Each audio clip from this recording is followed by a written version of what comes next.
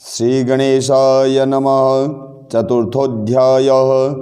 ओम कालाभ्रभं कटाक्षै ररिकुलभयदां मौलिबद्धेन्दुरेखां शङ्खं चक्रं कृपाणं त्रिशिखमपि करैरुद्वहन्तीं त्रिनेत्रां सिंहस्कन्धाधिरूढां त्रिभुवनमखिलं तेजसा पूरयन्तीं ध्यायेद्दुर्गां जयाख्यां त्रिदश परिवृतां सेवितां सिद्धिकामिः। ओम ऋषिरुवाच क्रादय सुरगणा निहतेति वीर्ये तस्मिन् दुरात्मनि सुरारिबले च देव्या तान्तोष्टवो प्रणतिनां रशिरोदरांसा वाग्भिप्रहर्षपुलकोद्गमचारुदेहा देव्या यया ततमिदं जगदात्मशक्त्या निशेषदेवगणशक्तिसमूहमूर्त्या तामम्बिकामखिलदेवमहर्षि पूज्यं भक्त्या नतास्म विदधातु शुभानिशान यस्या प्रभावमतुलं भगवानन्तो ब्रह्माहरश्च न हि वक्तुमलं बलं च सा चण्डिकाखिलजगत्परिपालनाय नाशाय च शुभभयस्य मतिं करोतु या श्री स्वयं सुकृतिनां भवनेष्वलक्ष्मी पापात्मनां कृतधियां हृदयेषु बुद्धि श्रद्धा सतां कुलजनप्रभवस्य लज्जा तन्त्वां नतास्म परिपालय देवि विश्वं किं वर्णयाम तव रूपमचिन्त्यमेतत् किं चातिवीर्यमसुरक्षयकारि भूरि किं चाहवेषु चरितानि तवाद्भुतानि सर्वेषु देव्यसुरदेवगणादिकेषु हेतुः समस्तजगतां त्रिगुणापि दोषै न ज्ञायसे हरिहरादिभिरप्यपारा सर्वाश्रयाखिलमिदं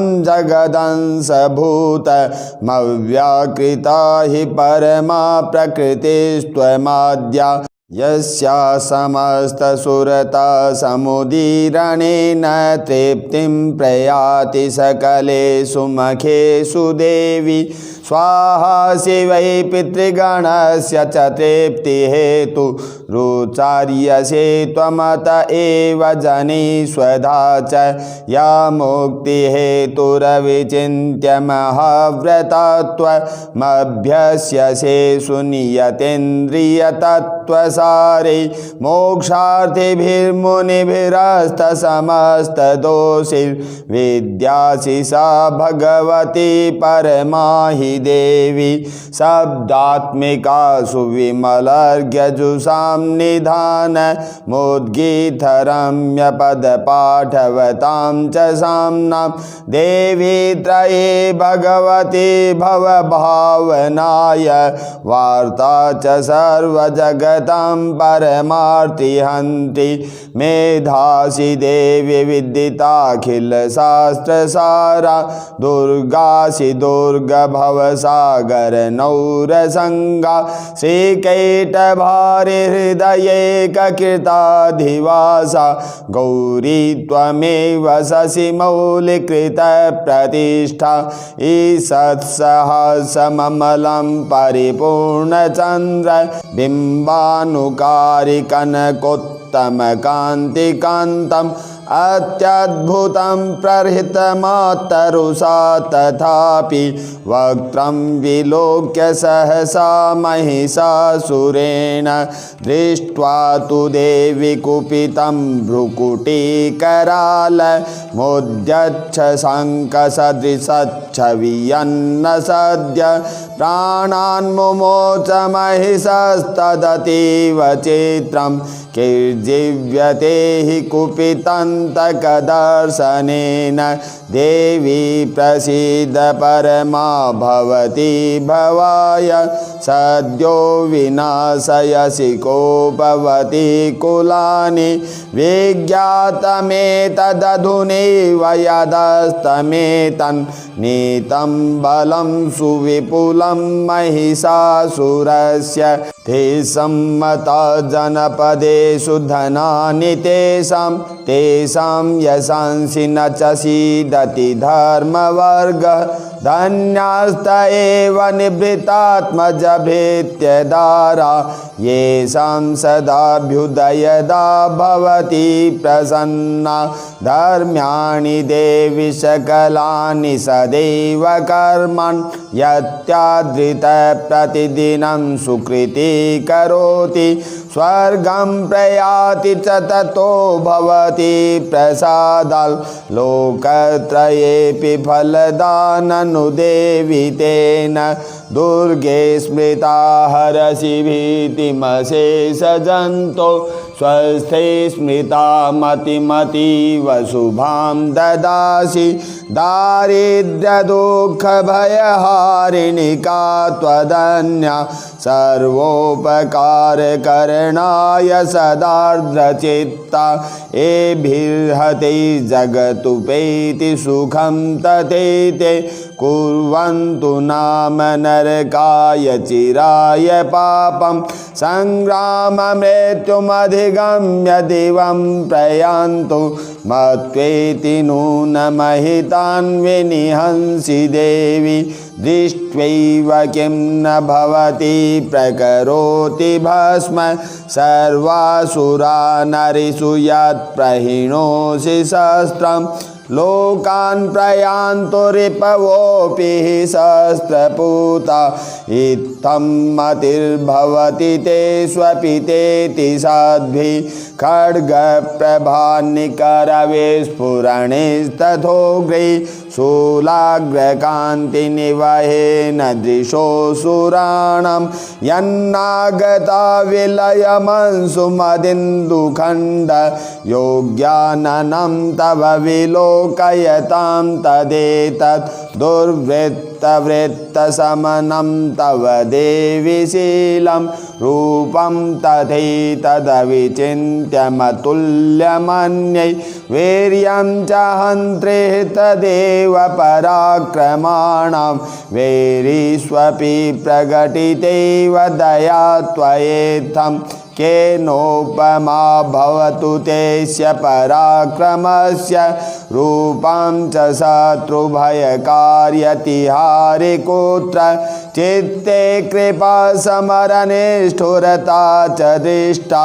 त्वय्येव देवि वरदे भुवनत्रयेऽपि त्रैलोक्यमेतदखिलं रिपुनाशनेन त्रातं त्वया समरमूर्धनितेऽपि हत्वा नीता दिवं रिपुगणा भयमप्यपास्तमस्माकमुन्मदसुरारिभवं नमस्ते।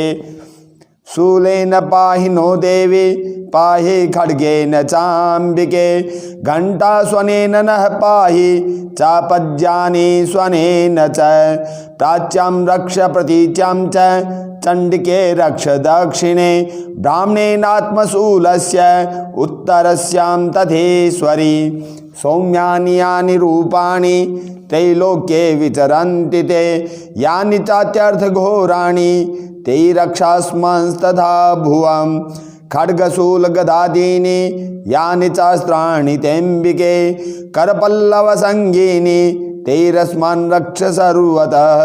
ऋषिरुवाच एवं स्तुता सुरैर्दिव्यैः कुसुमैर्नन्दनोद्भवैः अर्चितां जगतां धात्री तथा गन्धानुलेपनैः भक्त्या समस्तैस्त्रिदशैर्दिव्यैर्धूपैस्तु धूपिता प्राह प्रसाद सुमुखी समस्तान् प्रणतान् सुरान्। देव्युवाच व्रीयतां त्रिदशः सर्वे यदस्मत्तोऽभिवाञ्छितं देवा ऊचुः भगवत्या कृतं सर्वं न किञ्चिदवशिष्यते यदयं निहतः शत्रुरस्माकं महिषासुरः यदि चापि वरोधेयस्त्वयास्माकं महेश्वरी संस्मृता त्वं नो हिंसेथः परमापदः यश्च मर्त्यहस्तवेरेभिस्त्वां स्तोष्यत्यमलानने तस्य वितर्धे विभवैर्धन्दारादिसम्पदां वृधेस्मत्प्रसन्ना त्वं भवेथः सर्वदाम्बिके।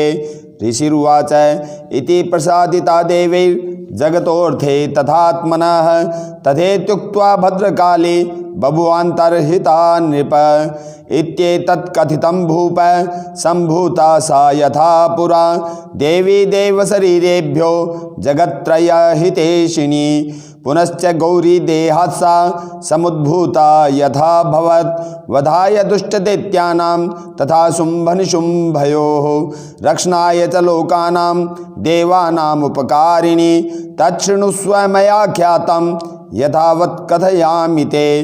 ह्रीं ओम जगदम्बार्पणमस्तु।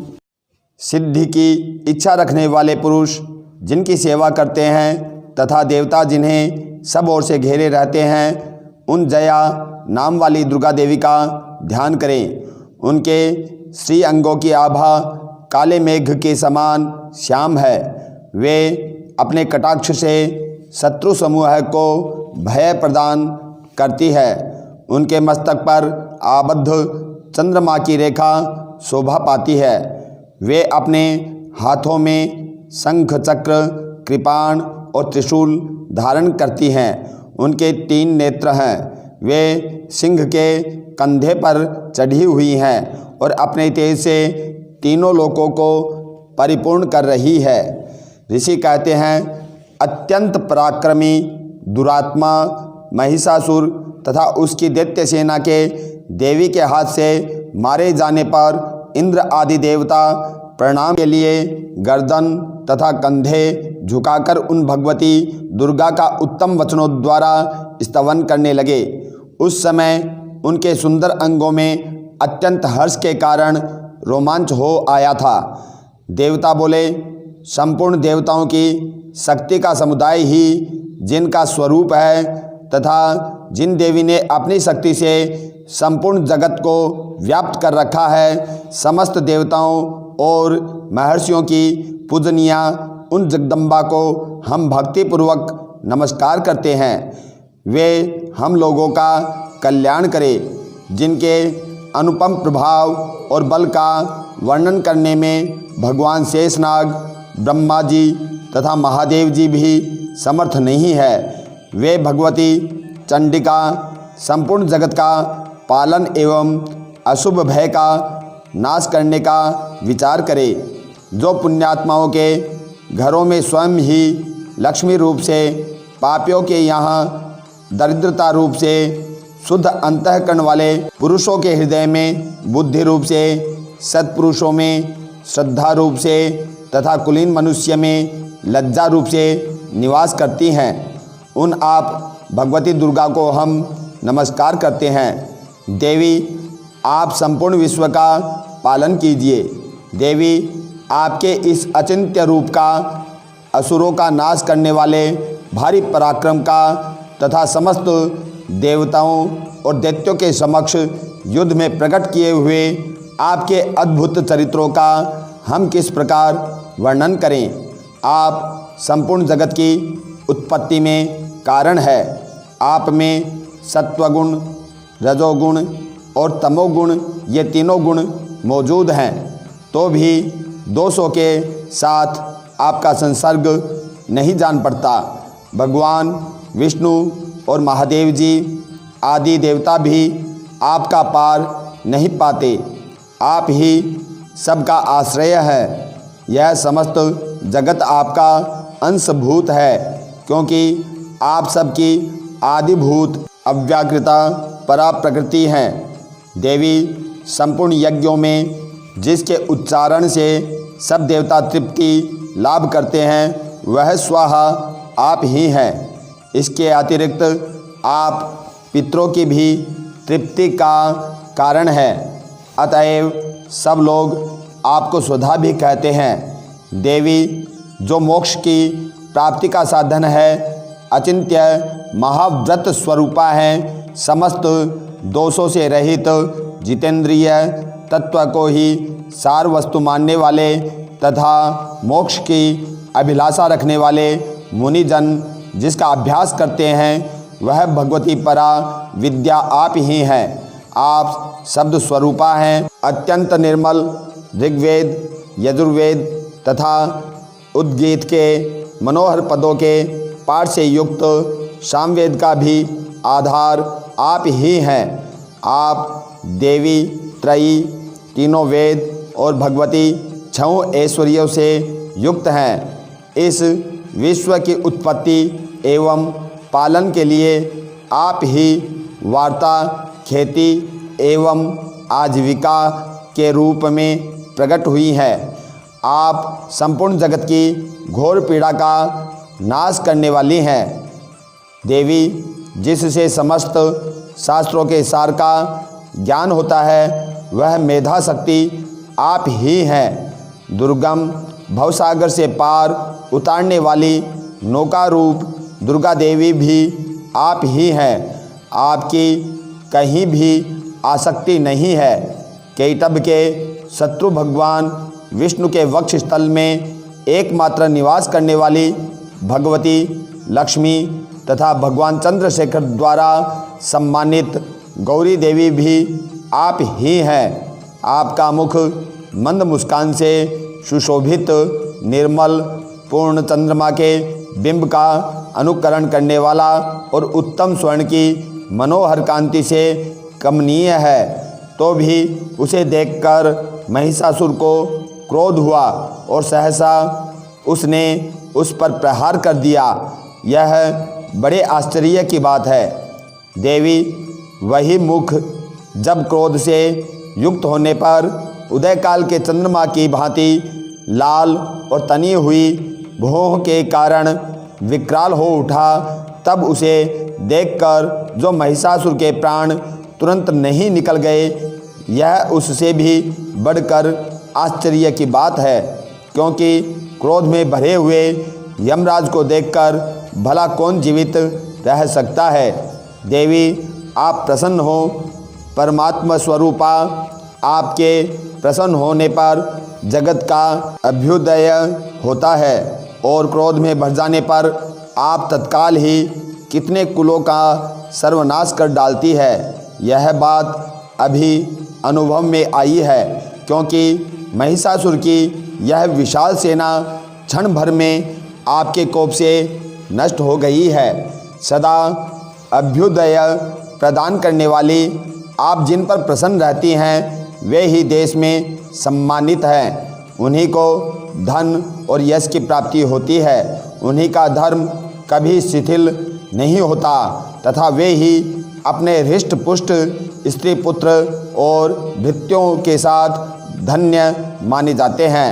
देवी, आपकी ही कृपा से पुण्यात्मा पुरुष प्रतिदिन अत्यंत श्रद्धापूर्वक सदा सब प्रकार के धर्मानुकूल कर्म करता है और उसके प्रभाव से स्वर्गलोक में जाता है। इसलिए आप तीनों लोकों में निश्चय ही मनोवांछित फल देने वाली हैं।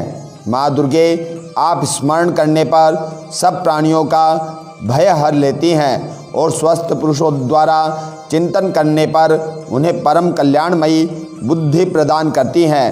दुख, दरिद्रता और भय हरने वाली देवी, आपके सिवा दूसरी कौन है जिसका चित्त सबका उपकार करने के लिए सदा ही दयाद्र रहता हो।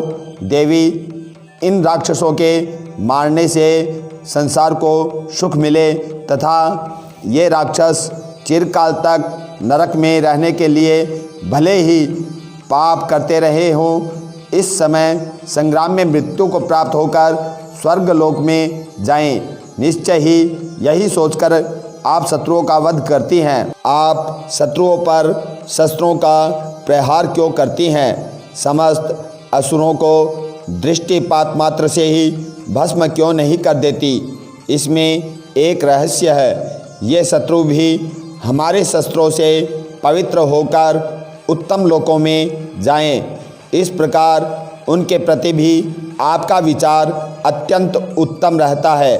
खड्ग के तेज पुंज की भयंकर दीप्ति से तथा आपके त्रिशूल के अग्रभाग की घनीभूत प्रभा से चौंधियाकर जो असुरों की आंखें फूट नहीं गई, उसमें कारण यही था कि वे मनोहर रश्मियों से युक्त चंद्रमा के समान आनंद प्रदान करने वाले आपके इस सुंदर मुख का दर्शन करते थे। देवी, आपका शील दुराचारियों के बुरे बर्ताव को दूर करने वाला है। साथ ही यह रूप ऐसा है जो कभी चिंतन में भी नहीं आ सकता और जिसकी कभी दूसरों से तुलना भी नहीं हो सकती, तथा आपका बल और पराक्रम तो उन दैत्यों का भी नाश करने वाला है जो कभी देवताओं के पराक्रम को भी नष्ट कर चुके थे। इस प्रकार आपने शत्रुओं पर भी अपनी दया ही प्रकट की है। वरदायिनी देवी, आपके इस पराक्रम की किसके साथ तुलना हो सकती है तथा शत्रुओं को भय देने वाला एवं अत्यंत मनोहर ऐसा रूप भी आपके सिवा और कहाँ है। हृदय में कृपा और युद्ध में निष्ठुरता, ये दोनों बातें तीनों लोकों के भीतर केवल आप में ही देखी गई हैं। मात, आपने शत्रुओं का नाश करके इस समस्त त्रिलोकी की रक्षा की है। उन शत्रुओं को भी युद्ध भूमि में मारकर स्वर्गलोक में पहुंचाया है तथा उन्मत्त दैत्यों से प्राप्त होने वाले हम लोगों के भय को भी दूर कर दिया है। आपको हमारा नमस्कार है। देवी, आप शूल से हमारी रक्षा करें। अंबिके, आप खड्ग से भी हमारी रक्षा करें तथा घंटा की ध्वनि और धनुष की टंकार से भी हम लोगों की रक्षा करें। चंडिके, पूर्व, पश्चिम और दक्षिण दिशा में आप हमारी रक्षा करें तथा ईश्वरी, अपने त्रिशूल को घुमाकर आप उत्तर दिशा में भी हमारी रक्षा करें। तीनों लोकों में आपके जो परम सुंदर एवं अत्यंत भयंकर रूप विचरते रहते हैं, उनके द्वारा भी आप हमारी तथा इस भूलोक की रक्षा करें। अंबिके, आपके कर पल्लवों में शोभा पाने वाले खड्ग, शूल और गदा आदि जो अस्त्र हों, उन सब के द्वारा आप सब ओर से हम लोगों की रक्षा करें। ऋषि कहते हैं, इस प्रकार जब देवताओं ने जगन माता दुर्गा की स्तुति की और नंदन वन के दिव्य पुष्पों एवं गंध चंदन आदि के द्वारा उनका पूजन किया, फिर सबने मिलकर जब भक्तिपूर्वक दिव्य धूपों की सुगंध निवेदन की, तब देवी ने प्रसन्न वदन होकर प्रणाम करते हुए सब देवताओं से कहा। देवी बोली, देवताओं, तुम सब लोग मुझसे जिस वस्तु की अभिलाषा रखते हो उसे मांगो। देवता बोले, भगवती ने हमारी सब इच्छा पूर्ण कर दी, अब कुछ भी बाकी नहीं है, क्योंकि हमारा यह शत्रु महिषासुर मारा गया। महेश्वरी, इतने पर भी यदि आप हमें और वर देना चाहती हैं तो हम जब जब आपका स्मरण करें तब तब आप दर्शन देकर हम लोगों के महान संकट दूर कर दिया करें तथा प्रसन्नमुखी अंबिके, जो मनुष्य स्तोत्रों द्वारा आपकी स्तुति करे उसे वित्त, समृद्धि और वैभव देने के साथ ही उसकी धन और स्त्री आदि संपत्ति को भी बढ़ाने के लिए आप सदा हम पर प्रसन्न रहें। ऋषि कहते हैं, हे राजन, देवताओं ने जब अपने तथा जगत के कल्याण के लिए भद्रकाली देवी को इस प्रकार प्रसन्न किया, तब वे तथास्तु कहकर वहीं अंतर्धान हो गई। भोपाल, इस प्रकार पूर्व काल में तीनों लोकों का हित चाहने वाली देवी जिस प्रकार देवताओं के शरीरों से प्रकट हुई थी, वह सब कथा मैंने कह सुनाई। अब पुनः देवताओं का उपकार करने वाली वे देवी दुष्ट दैत्यों तथा शुंभ निशुंभ का वध करने एवं सब लोकों की रक्षा करने के लिए गौरी देवी के शरीर से जिस प्रकार प्रकट हुई थी वह सब प्रसंग मेरे मुँह से सुनो। मैं उसका तुमसे यथावत वर्णन करता हूँ। जगदम्बार्पणमस्तु।